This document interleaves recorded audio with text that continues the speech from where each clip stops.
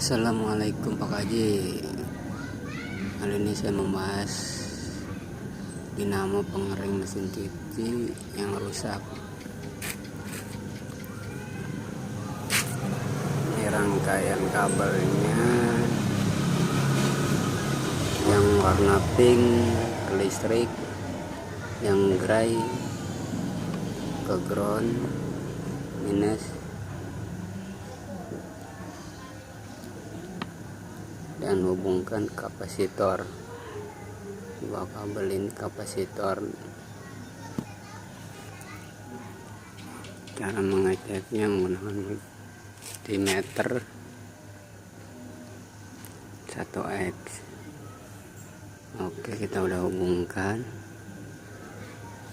Jalur merah listrik, hijau ke ground dan kapasitor. Kita ukur dia gerak bagus, dan yang abu-abu dry dia nggak mau gerak, artinya ini putus.